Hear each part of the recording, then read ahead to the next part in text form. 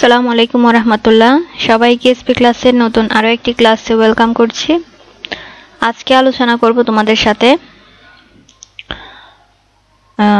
নবম শ্রেণীর ইংরেজি বিষয়ের লেসন 1 এর কিছু প্রশ্ন নিয়ে।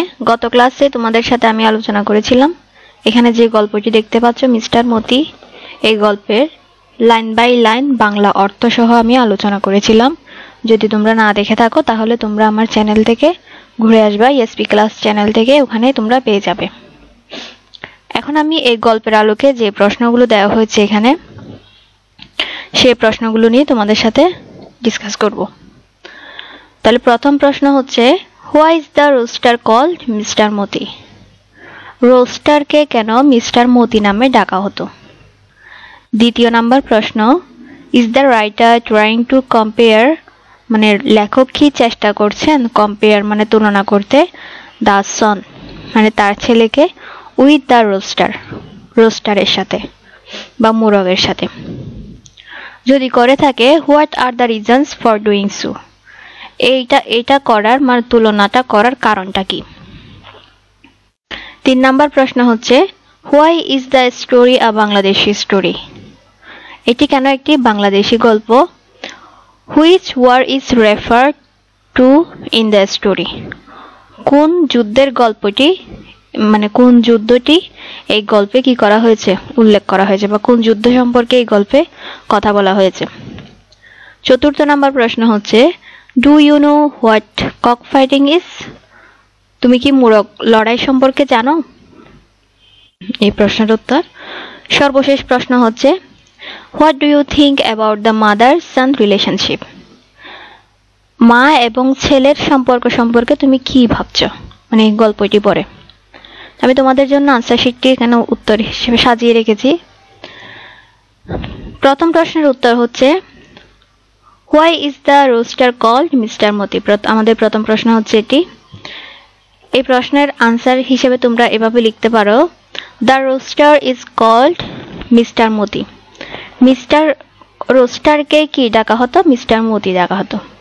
বিকজ কারণ, he is loved like a family member, সে একজন পারিবারিক সদস্য হিসেবে কি পেত? ভালোবাসা পেত, বা তাকে পরিবারের সদস্য হিসেবে মনে করা হতো। সোনাবান ট্রিটস হিম, সোনাবান তাকে ট্রিট করত লাইক হার সন, মানে তার ছেলের মতো করে তাকে কি করত? দেখাশোনা করত বা যত্ন করত বা মনে করত। And gives him a special name, তাকে বিশেষ একটি নামে ডাকা হতো। নামটা কি? নামটা হচ্ছে মতি। হুইচ মিন্স পেয়ার্ল, যার অর্থ হচ্ছে মুক্তা। পরবর্তী প্রশ্ন, is the writer trying to compare the son with the rooster? What are the reasons for doing so? Answer হচ্ছে ইয়েস, হ্যাঁ। রাইটার এখানে রোস্টারকে ছেলের মতো করে কি করা হয়েছে? তুলনা করা হয়েছে। The writer compares the son Amin, আমরা গল্পে সোনাবানের ছেলেকে দেখেছিলাম, তার নাম হচ্ছে আমিন। আমিনের সাথে রোস্টারকে কি করা হয়েছে? কম্পেয়ার করা হয়েছে। Both Amin and Moti are loved and cared for by Sonaban. Amin এবং মতি উভয়ে কি পেত? ভালোবাসা এবং যত্ন পেত সোনাবানের কাছ থেকে। Moti is stubborn like Amin, and both are strong and ready to fight. তারা উভয়ে কি থাকতো? সবসময় প্রস্তুত থাকতো কি করার জন্য? ফাইট করার জন্য, এবং তারা দুইজনে কি শক্তিশালী। The writer shows how Sonaban sees Moti as her second child.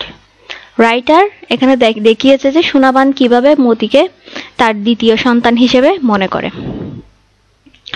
পরবর্তী প্রশ্ন, why is the story a Bangladeshi story? Which war is referred to in the story?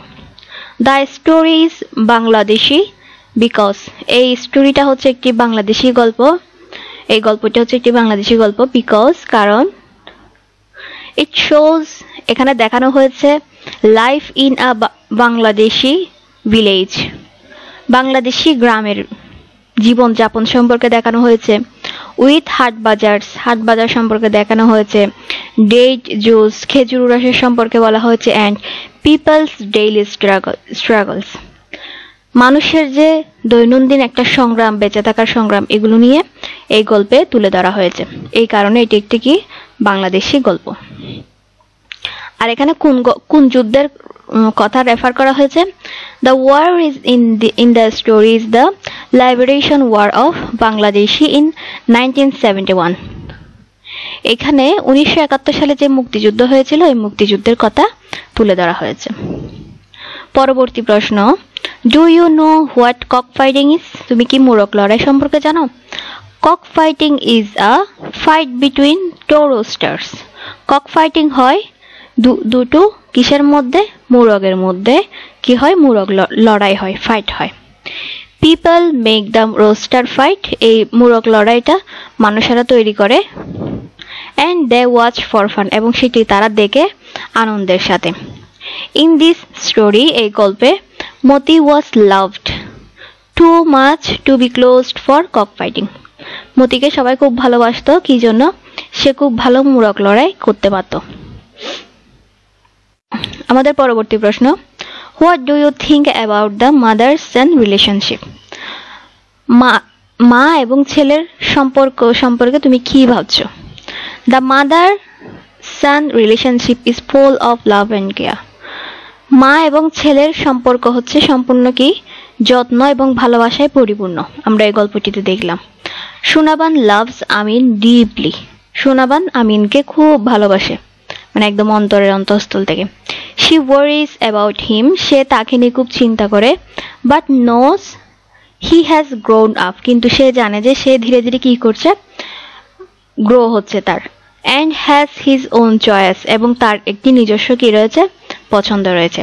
She also feels lonely. সে, তার মা কি করছে? ফিলস লোনলি মানে একাকিত্ব অনুভব করছে। When he wants to live. যখন আমি কি চেয়েছিল? তাকে ছেড়ে যেতে চেয়েছিল। শোয়িং, এবং দেখাতে চেয়েছিল, how much she depends on him.